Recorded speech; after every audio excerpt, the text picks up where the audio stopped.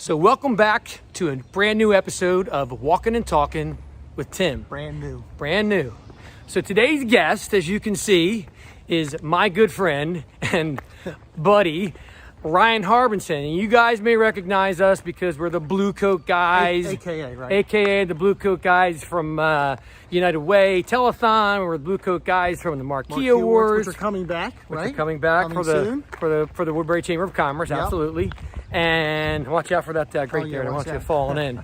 So, and Brian is actually, he works for Clearbridge Branding Agency. So he is a public relations and marketing and advertising, basically an expert, you know? So he's been doing it for a long time. As you all know, he's well branded himself, as you all know. So that's pretty much the deal. So what I wanted to ask Ryan today in my walking and talking with Ryan was this. Look, you know, we're post-pandemic, things have changed. We talked about that in a lot of these conversations, but you know, the market has changed. The dynamic for public relations and marketing has changed. So the not only has the footprint changed for people, but getting their story out in a different way and using different mediums. What would you tell, you know, the average, and I probably in this case, small business, because they're having the hardest time, you know, keeping things afloat and coming back. What would your advice to them be to get their story and their content out there? Well, we say it all the time, right? So like, I think part of it is understanding, first off, really, who's your audience, right? Where does that audience live?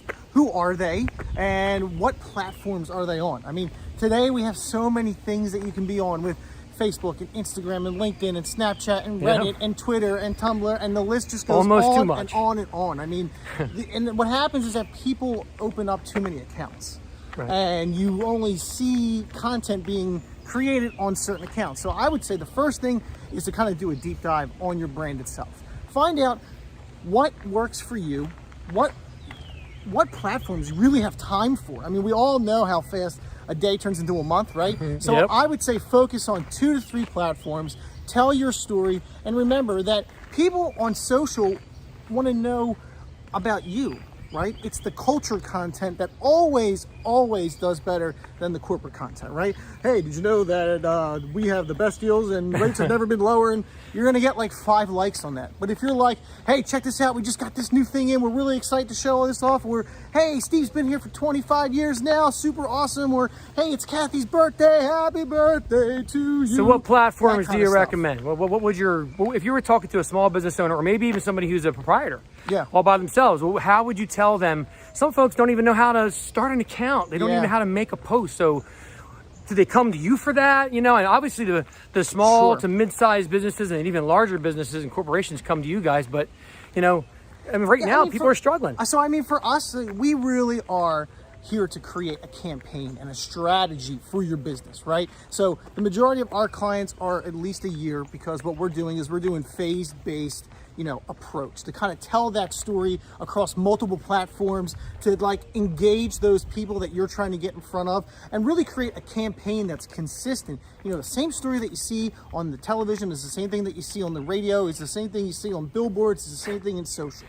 I was waiting for Oscar to pop out of that trash can back there. Trash on the ground. But, and I think part of it too is understanding if you're going to do it yourself, is to know what makes sense. So obviously Facebook is a great way to start. Instagram is also really good too. Instagram's quick. People like Instagram because it's click, click, click, click. And LinkedIn is a great way to go too, but you have to know that the audience is different on every platform. So I use this all the time, right?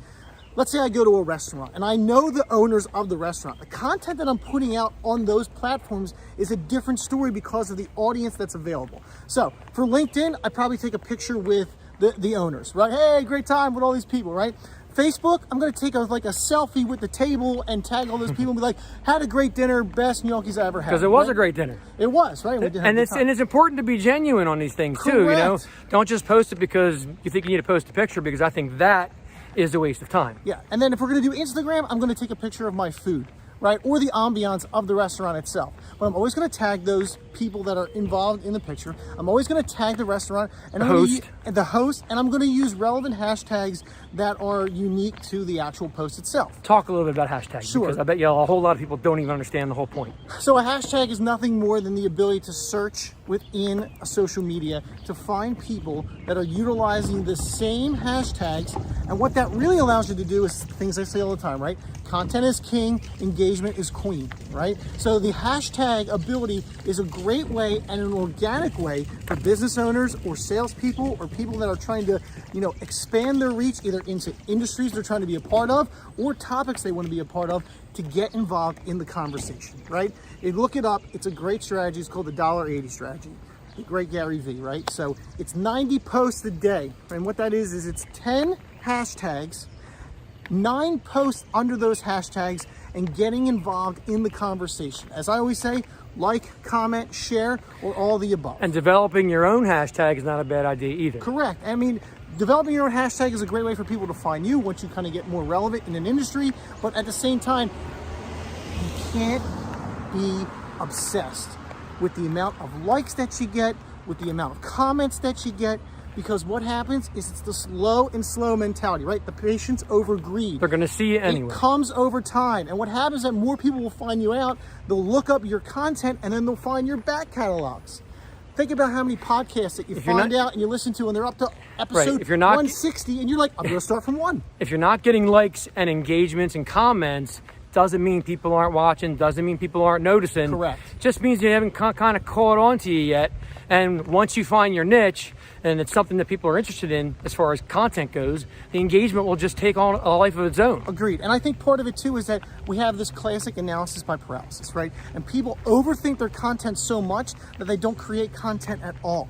And that is going to hurt your business in the long run. And if you have a hard time creating content, or you're just like, I don't like to be in front of the camera, remember, Barstool Sports on Instagram and all these other guys out there are the biggest. They're the biggest, and guess what? They're sharing other people's content. And not only is it sharing other people's content, it's kind of, some of the stuff is a little ridiculous. And they're helping people go viral. So every morning when you wake up, you have a handful of opportunities to go on the sites that you go on, right? Are going to either be relevant to things that you like, industries you're trying to be a part of, or the industries that you're in. Share that content as your own and help be a leader in that industry to bring in more content. More followers. There was a fly on the screen. I was chasing.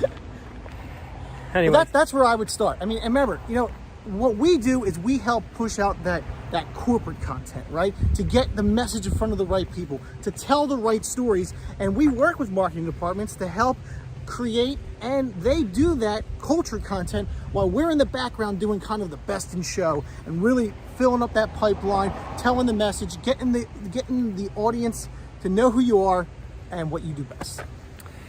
And there you have it. And you have it from one of the best. I try. Yeah, you try. Exactly. No worries. Listen, everybody, thanks again for watching. We appreciate you guys following along, Walking and Talking with Tim. And we will see you on the next Walking and Talking with Tim. So from me and Ryan. Remember, hashtag Ryan and I, hashtag where's Harb. Where's Harb. We'll catch you next time. See you guys. Thanks. See ya. Be safe.